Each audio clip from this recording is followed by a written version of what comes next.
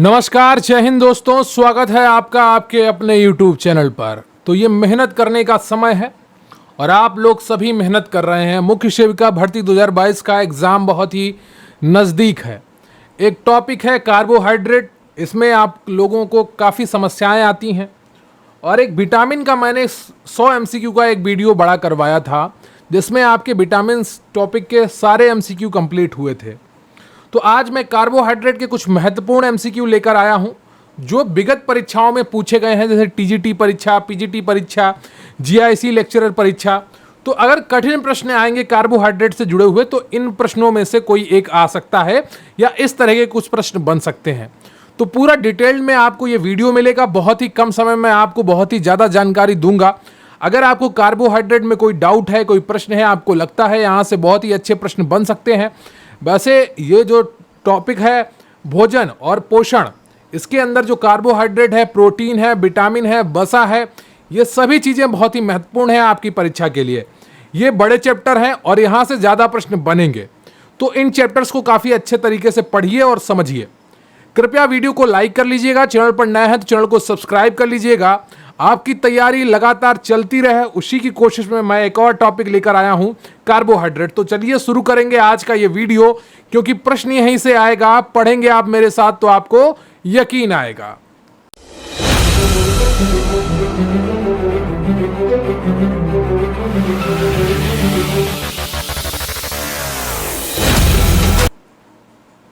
तो पहला प्रश्न है आपका कि मानव शरीर में स्टार्च के पाचन के लिए सर्वाधिक उत्तरदायी एंजाइम क्या है, बताइएगा। तो मैं सीधे सीधे उत्तर पढ़ूंगा ताकि आप कम समय में ज़्यादा से ज़्यादा चीज़ें पढ़ पाएं।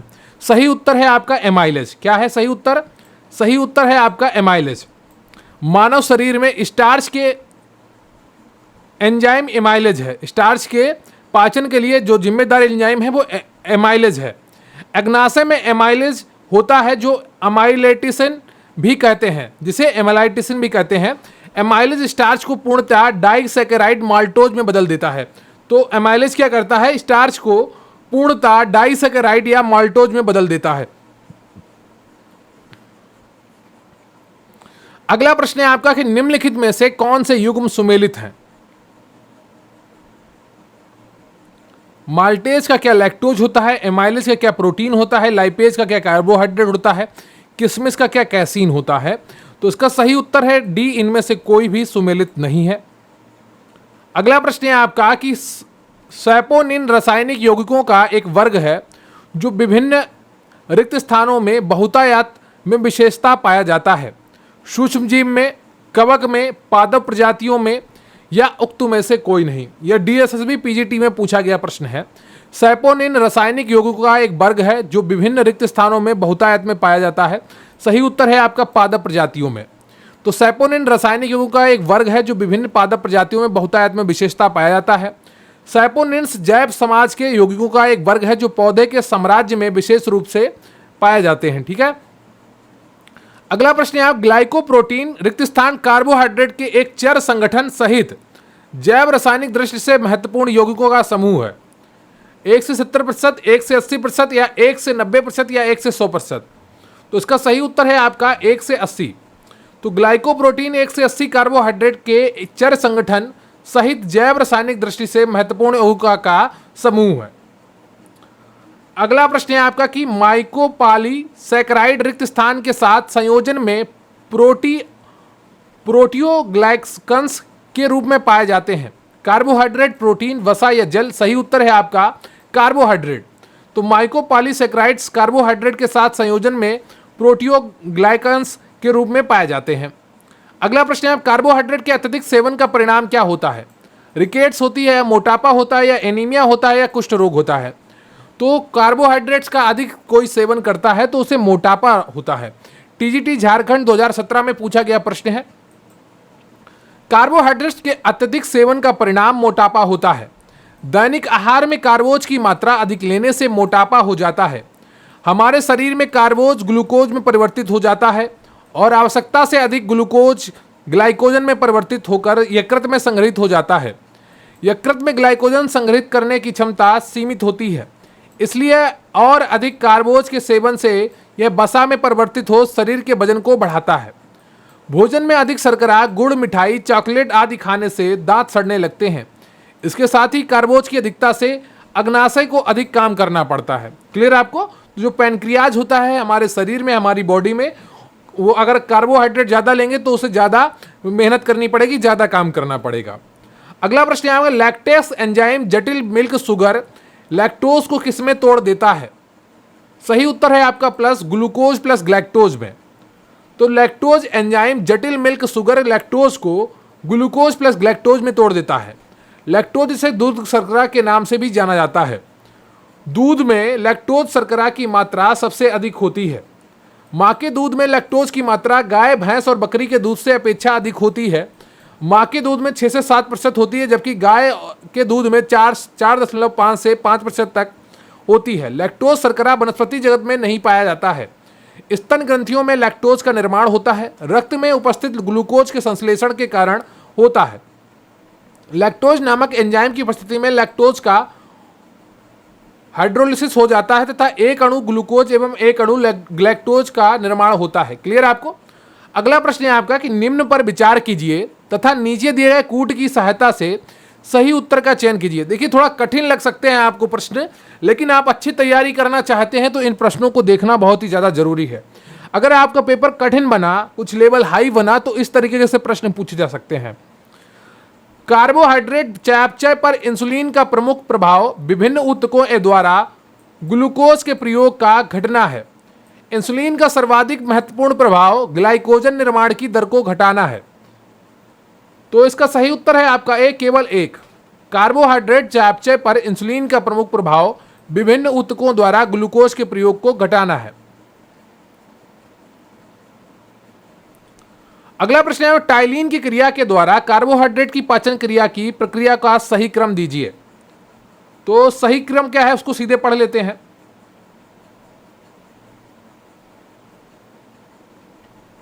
सबसे पहले ब्रायड स्टार्च, फिर सॉल्युबल स्टार्च, फिर इराइथ्रोडेक्स्ट्राइन और एक्रोडेक्स्ट्रिन, फिर आइसोमाल्टोज। ये पाचन की प्रक्रिया है। अगला प्रश्न है, ग्लाइकोजन का संग्रह शरीर के किस भाग में होता है? और सही उत्तर है आपका सी, यकृत में। ग्लाइकोजन का संग्रह शरीर के यकृत यानी कि लीवर में होता है और मांसपेशियों में होता है। ग्लाइकोजन की उपस्थिति में यकृत विषैले तथा हानिकारक जीवाणुओं का नाश करता है। यकृत को स्वस्थ बनाए रखने में कार्बोज की अहम भूमिका है। यदि ग्लाइकोजन का स्तर कम है तो विषैले पदार्थ हमारे शरीर के मुख्य तंतुओं की क्षति पहुंचा सकते हैं। अब काफी लोग कहते हैं कि कार्बोज बिल्कुल मत खाओ।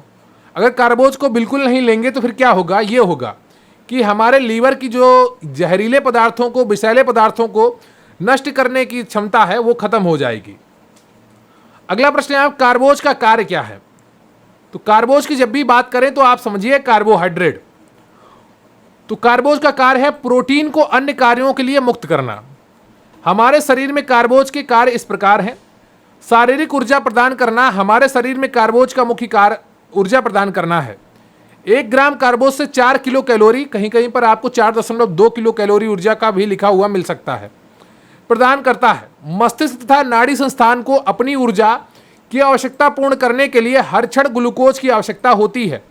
ऊर्जा का भंडार, रासायनिक ढांचा प्रदान करना, लैक्टोज द्वारा उपलब्ध ग्लैक्टोज, विटामिन बी समूह के संश्लेषण में आदि। क्लियर आपको? स्टार्च क्या है? अभी आपको बताया गया था, ये एक पॉलीसेकेराइड है। क्या है? पॉलीसेकेराइड है। इसमें 3 या 3 से अधिक मोनोसेकेराइड्स की इकाइयां होती हैं। मुख्य पॉलीसेकेराइड्स हैं स्टार्च, ग्लाइकोजन, सेल्यूलोज, पेक्टिन आदि।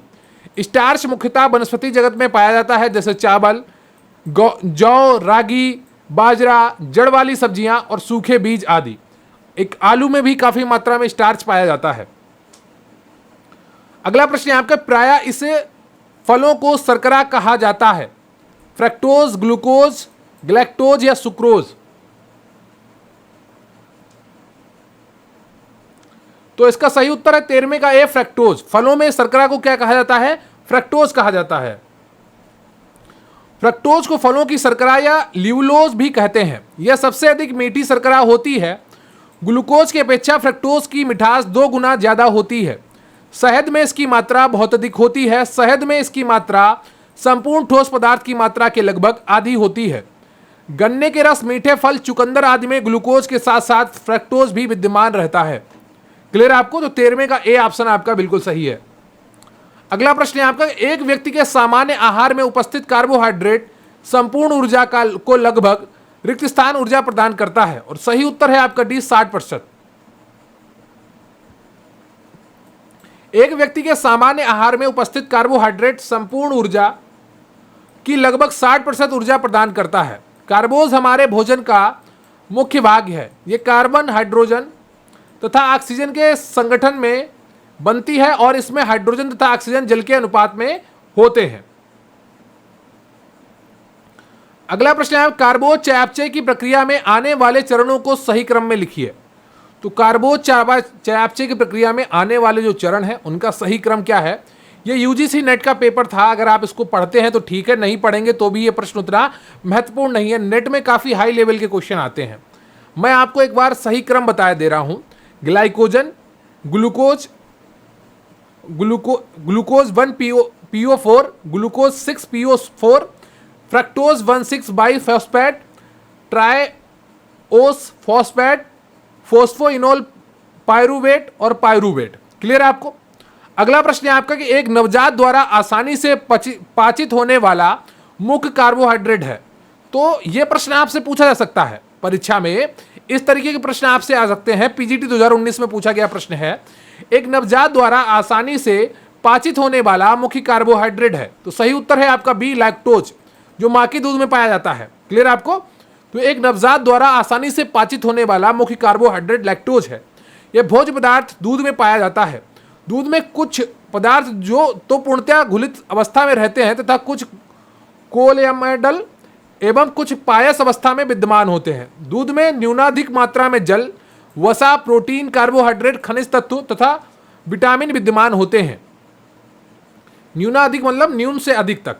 अगला प्रश्न है आपका, संदर्भित भोजन के साथ तुलना में पोस्ट प्रेडियल रक्त ग्लूकोज प्रतिक्रिया पर आधारित भोजन का श्रेणीकरण रिक्त स्थान अधिसूचक कहलाता है, और सही उत्तर है आपका ग्लाइसेमिक। तो संदर्भित भोजन के साथ तुलना में पोस्ट प्रेडियल रक्त ग्लूकोज प्रतिक्रिया पर आधारित भोजन का श्रेणीकरण ग्लाइसेमिक कहलाता है। अगला प्रश्न है, घरेलू शर्करा के लिए वैज्ञानिक नाम है, और सही उत्तर है आपका सी, सुक्रोज। तो जो घरों में शर्करा यूज होती है, यह भी प्रश्न आपकी परीक्षा में पूछा जा सकता है। सुक्रोज घरेलू शर्करा के लिए वैज्ञानिक नाम है। सुक्रोज डाइसैकेराइड्स के अंतर्गत आती है।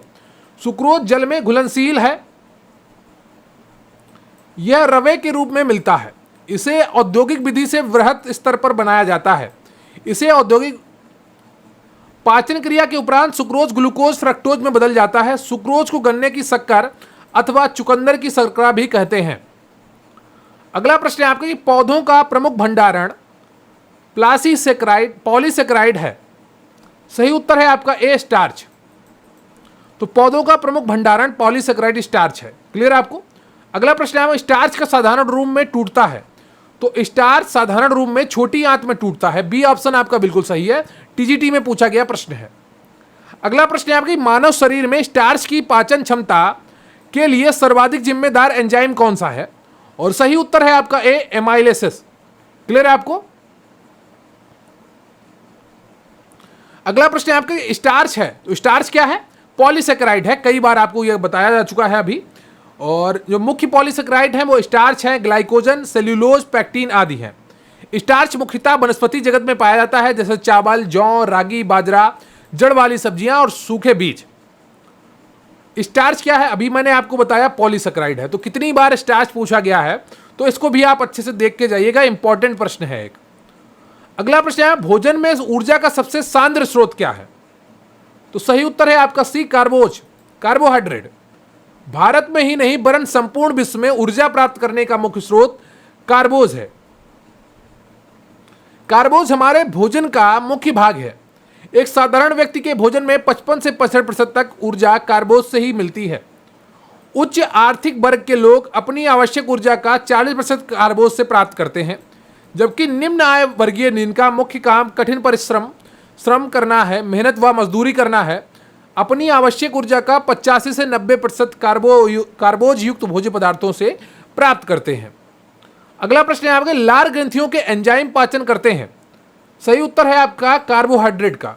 तो जो लाल ग्रंथियों में एंजाइम होते हैं वो कार्बोहाइड्रेट का पाचन करते हैं।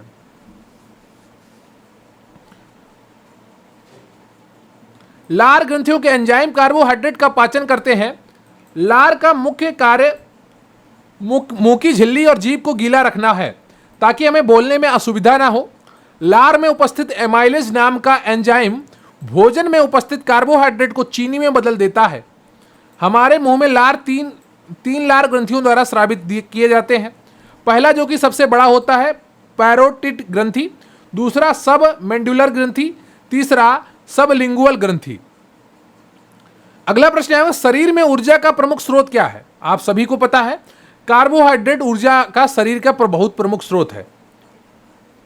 वो कार्बोहाइड्रेट जौ, चावल, गेहूं, बाजरा तथा मीठे फलों में काफी मात्रा में पाया जाता है। अगला प्रश्न है, शर्करा को वर्गीकृत किया गया है इस रूप में। सही उत्तर है आपका सी, गैर विकारी खाद्य के रूप में। तो शर्करा को गैर विकारी खाद्य के रूप में वर्गीकृत किया जा सकता है। शर्करा के कई रूप होते हैं, जैसे फल शर्करा, दूध शर्करा और जवा शर्करा। अगला प्रश्न है आपका कि निम्नलिखित में से किसका प्रतिशत दूध अधिक होता है? मतलब किसका प्रतिशत दूध में अधिक होता है, यह पूछा गया है, किसका प्रतिशत दूध में अधिक होता है। और सही उत्तर है आपका सी ऑप्शन, कार्बोहाइड्रेट। कुछ प्रश्न आपको कठिन लग रहे होंगे, लेकिन अगर आपका पेपर लेवल थोड़ा हाई हुआ तो यही प्रश्न पूछे जाएंगे। मानव स्वास्थ्य के लिए वही भोजन लाभदायक है जिसमें कार्बोहाइड्रेट, प्रोटीन, वसा, खनिज, लवण एवं विटामिन उचित मात्रा में उपलब्ध हो। क्लियर है आपको?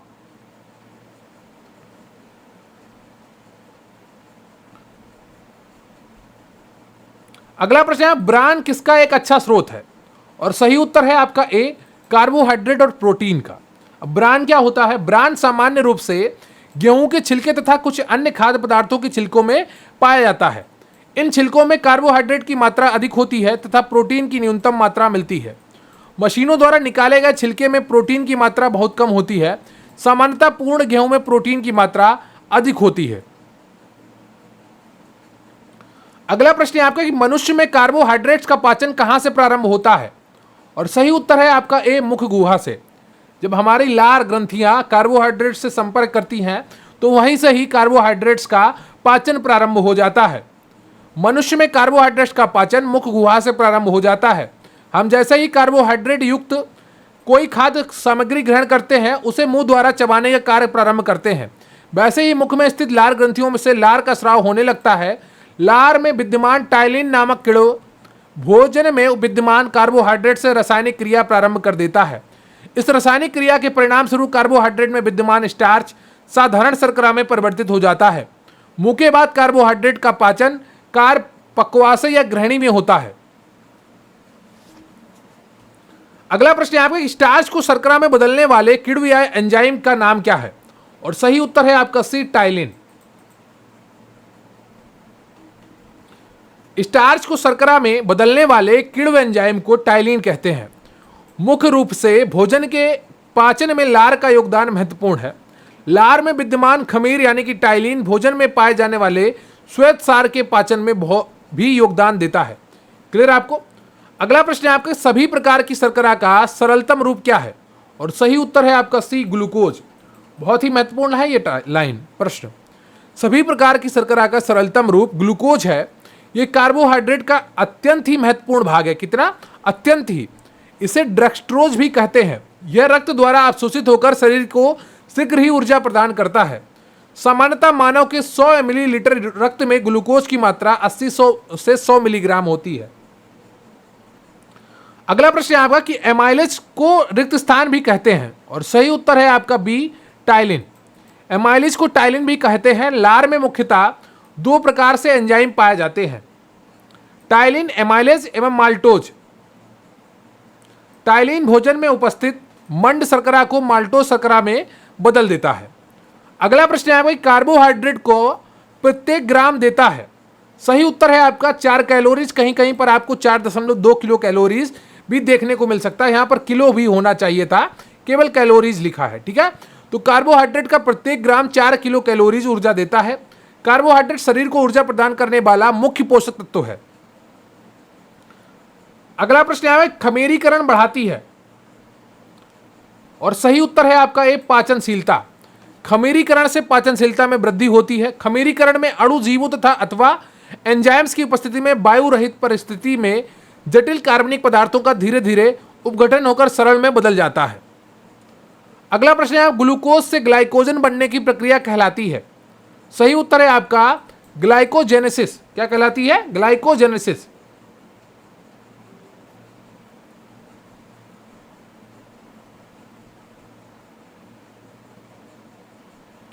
जब रुधिर में ग्लूकोज की मात्रा आवश्यकता से अधिक होती है तो यकृत कोशिकाएं ग्लूकोज को ग्लाइकोजन में बदल देती हैं। ग्लूकोज से ग्लाइकोजन बनने की प्रक्रिया ग्लाइकोजेनेसिस कहलाती है। अगला प्रश्न है, पॉलीसेकेराइड से निम्न शर्करा आती है। सही उत्तर है आपका स्टार्च, पैक्टीन और ग्लाइकोजन, यानी कि डी ऑप्शन आपका बिल्कुल सही है।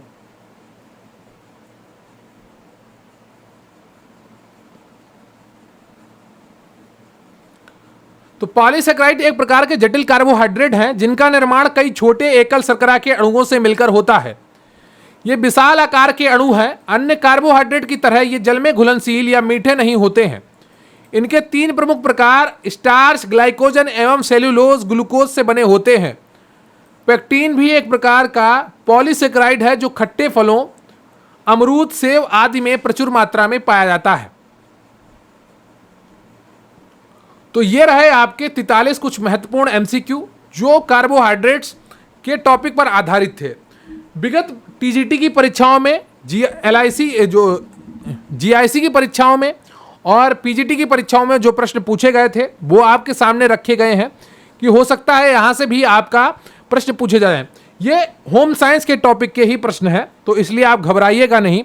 जो टीजीटी का होम साइंस का पेपर होता है, पीजीटी का होम साइंस का पेपर होता है, जीआईसी में जो होम साइंस का पेपर होता है, उनके ये प्रश्न आपको रखे गए हैं। उम्मीद करता हूं आपने बहुत अच्छे तरीके से समझे होंगे, आपको ये टॉपिक अच्छा लगा होगा। इसी तरीके से धीरे धीरे टॉपिक्स को तैयार करते रहिए और हर चीज़ को पढ़िए। सिलेबस में जितना है वो हर चीज़ को मजबूत करिए। विवाह के प्रकारों को मजबूत करिए, परिवार के प्रकारों को मजबूत करिए, क्योंकि यही आपकी तैयारी मजबूत करेंगी। और केवल आप प्रश्न पढ़ते रहेंगे तो समस्या आएगी। उनकी डिटेलिंग को भी देखिए, है ना। चीज़ें आपके पक्ष में जाएंगी अगर आप निरंतर परिश्रम करेंगे बचे हुए दिनों में। और आपको बिल्कुल भी घबराने की जरूरत नहीं है अगर आप लगातार परिश्रम करते आए हैं। घबराएंगे वो जिन्होंने अभी तक कुछ नहीं किया है, लेकिन अगर वो घबरा रहे हैं तो उनके लिए भी कुछ है। 2 बहुत बड़े वीडियो 4-4 घंटे के पूरे आपके 20 टॉपिक, एक वीडियो में 10 टॉपिक, अगले वीडियो में 10 टॉपिक, वो उनके लिंक आपको डिस्क्रिप्शन बॉक्स में मिल जाएंगे या वो वीडियो हमारे चैनल पर मिल जाएंगे। आप उन्हें ज़रूर देखिए, तभी आपकी तैयारी बहुत अच्छी हो जाएगी। अगर आपको थोड़ा बहुत डाउट है अपनी प्रिपरेशन पर, वो 4-4 घंटे के वीडियो आपकी पूरी तैयारी कंप्लीट कर देंगे अगर आप उनको 2 से 3 बार देख लेंगे। तो कृपया वीडियो को लाइक कर लीजिएगा, चैनल पर नया है तो चैनल को सब्सक्राइब कर लीजिएगा। बहुत बहुत धन्यवाद आपका। लगातार तैयारी करते रहिए, हर चीज़ आपके पक्ष में होगी अगर आप मेहनत कर रहे हैं। अगर आप पीडीएफ पाना चाहते हैं तो स्क्रीन पर दिख रहे व्हाट्सएप नंबर पर मैसेज कर सकते हैं या फिर आप डिस्क्रिप्शन बॉक्स में दिए गए लिंक से भी जुड़ सकते हैं। तो थैंक यू वेरी मच, बहुत बहुत धन्यवाद आपका। जय हिंद, जय भारत। तो शिक्षक दिवस के अवसर पर एक ऑफर लेकर आए थे हम आपके लिए। प्रतिज्ञा पीडीएफ बैच से आप में से काफ़ी लोग जुड़ना चाहते थे और बार बार कह रहे थे सर डिस्काउंट दे दीजिए, फीस कम कर दीजिए। तो आप सभी के लिए मात्र 154 रुपये में प्रतिज्ञा पीडीएफ बैच उपलब्ध है हमारे चैनल पर। तो व्हाट्सएप नंबर जो स्क्रीन पर आपको दिखाया जा रहा है उस पर आप व्हाट्सएप मैसेज करिए या डिस्क्रिप्शन बॉक्स में दिए गए लिंक से भी आप इस बैच से जुड़ सकते हैं। मात्र 154 रुपये में आपको सभी टॉपिक्स की पीडीएफ प्रोवाइड की जाएंगी, मॉक टेस्ट की पीडीएफ प्रोवाइड की जाएंगी और सभी एमसीक्यू की भी पीडीएफ प्रोवाइड कराई जाएंगी। आपकी बहुत अच्छी तैयारी होगी अगर आप इस बैच से जुड़ेंगे। तो जल्दी जुड़िए और अपनी तैयारी को मजबूत करिए और सफलता हासिल करिए इस भर्ती परीक्षा में।